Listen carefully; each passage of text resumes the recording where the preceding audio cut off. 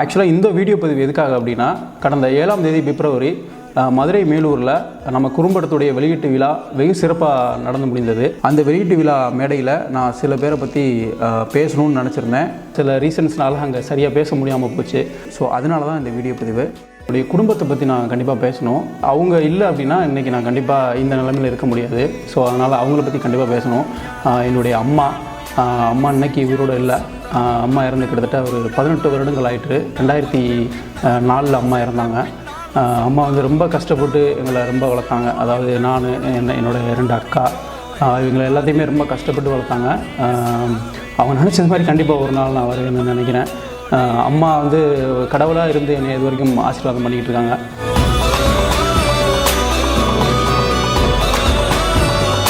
மூத்த அக்கா ராதிகா, மாமா முருகன்.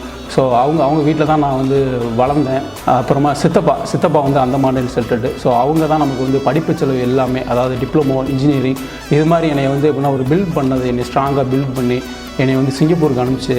ஸோ என்னை ஒரு பேக்ரவுண்டாக என்னை ஒரு ஆளாக ஆக்குனது என்னோடய சித்தப்பா. ஸோ இவங்கெல்லாம் இல்லாமல் இந்த சின்னையா கிடையாது. ஸோ அதனால் ஃபஸ்ட்டு நான் அவங்களுக்கு நன்றி சொல்லணும். அடுத்தது என்னுடைய மனைவி மணிமேகலை அவர்கள். என்னுடைய லைஃப்பில் வந்து எனக்கு ஏதாவது ஒன்று நான் அந்த மாதிரி பண்ணணுமா, இதை பண்ணுவோமா அப்படின்னு கேட்டோம்னா என்றைக்குமே ஒரு தடங்கள் இல்லாமல், உனக்கு அது விருப்பமா, கண்டிப்பாக நீ பண்ண, கண்டிப்பாக அதை செய்வேன் அப்படின்னு நமக்கு எப்போதுமே ஒரு ஊக்குவிச்சுட்டே இருப்பாங்க. ஸோ எனக்கு இன்றைக்கி வயசு வந்து 35 வயசு ஆகுது. 2 குழந்தைங்க இருக்காங்க. இந்த ஒரு சுச்சுவேஷனில் ஒரு படம் பண்ணுறதுக்கு, ஒரு ஷார்ட் ஃபிலிம் பண்ணுறதுக்கு யாராவது ஒரு ஃபேமிலி வந்து ஒத்துப்பாங்களா அப்படின்னா உண்மையிலே ரொம்ப கடினம். ஆனால் என் மனைவிட்ட அதை சொல்லும்போது, தாராளமாக நீ பண்ண, ஒன்றும் பிரச்சனை இல்லை, பண்ணு, உனக்கு எது ஆசையும் நீ கண்டிப்பாக பண்ணு அப்படின்னு சொல்லி என்னை ஊக்குவிச்சாங்க.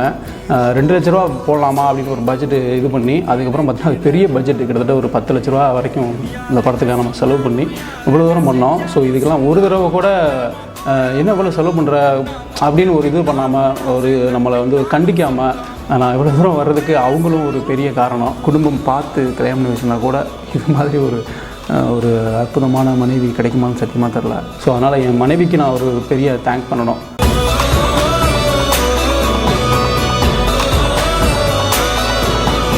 மற்றும் என்னுடைய ஒய்ஃபோட ஃபேமிலி, அவங்களுக்கும் நான் கண்டிப்பாக நன்றி சொல்லணும். அவங்களும் நமக்கு பெரிய சப்போர்ட்டிவாக எல்லா இடத்துலையும் நின்றுருக்காங்க. ஸோ அவங்களுக்கும் என்னுடைய நன்றி.